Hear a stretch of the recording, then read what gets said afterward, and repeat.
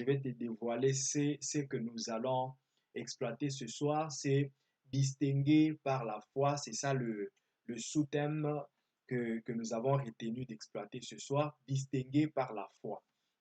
J'ai dit que je vais intervenir pendant 20 minutes. Alors allons-y rapidement. Allons-y rapidement. Ah, celui qui reste, ça ne concerne que lui, hein, parce que on va décoller. On va décoller, distingué par la foi. Le Dieu qui te distingue en 2021, il te distingue par la foi. Il te distingue par la foi. Je vais commencer par quelle illustration, par quel verset? Ben, je m'en vais déjà te dire que, tu sais, Jésus pouvait dire aux gens que qu'il te soit fait selon que tu as cru. Donc, qu'il te soit fait selon ta foi. J'aime ce mot-là, selon. Est-ce que quelqu'un peut dire avec moi selon? C'est là la base de toute chose concernant la foi. Selon. Concernant la foi, si tu veux que ta foi agisse, considère ces mots-là selon.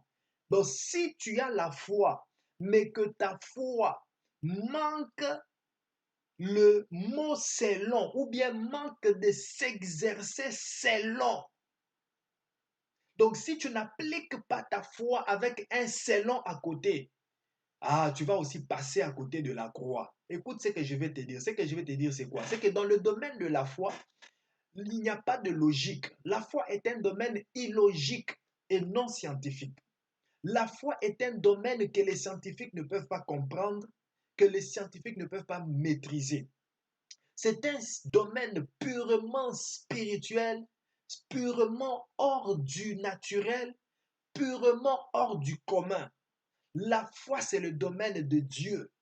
La foi, c'est ça même le pont qui nous relie à Dieu. C'est ça même le pont qui fait que nous soyons de Dieu. Nous soyons enfants de Dieu. C'est par la foi. Donc, la foi n'a rien de logique en soi. Et quand je te dis que si tu appliques ta foi en faisant manquer le mot selon à côté de ta foi, c'est-à-dire tu passes à côté de ta foi, qu'est-ce que je vais te dire par là? Le selon là, c'est ce qui dépend de toi. Ça ne dépend pas de tout le monde en général, mais ça dépend de chacun comme il veut ou bien à la mesure où il veut que les choses se fassent pour lui. Donc si selon toi, Dieu, Dieu est un vieux papa qui n'agit plus, sache que tu ne bénéficieras pas de la main de Dieu dans ta vie. Si selon toi, Dieu est très puissant que ta maladie, sache que le selon que tu appliques à ta foi, c'est ce qui fait que ta maladie soit très faible et ne résiste pas devant Dieu. Donc le selon est très important. Il dit qu'il te soit fait selon que tu as cru, qu'il te soit fait selon ta foi. Qu'est-ce que ta foi te dit? Qu'est-ce que ta foi te fait voir? Selon ta foi, tu vois les choses de quelle manière? J'aimerais poser la question à quelqu'un. Selon ta foi à toi, tu vois les choses de quelle manière? J'aimerais encore te reposer la question. Selon ta foi, tu vois les choses de quelle manière? Tu vois les choses dans quel sens? Comment est-ce que les choses se présentent devant toi selon ta foi? Oh my God. Oh my God. Écoute, écoute. La foi, je le reprends que c'est un domaine qui n'a pas de logique. C'est purement illogique. La foi, c'est ce domaine où Jésus pouvait dire à Pierre, prends tes filets et jette dans l'eau. Pendant que tous les pêcheurs qui étaient là, ils ont cherché, ils ont pêché, ils ont cherché toute la nuit, mais ils n'ont attrapé aucun poisson et ils en étaient sûrs que dans cette eau, il n'y a pas de poisson.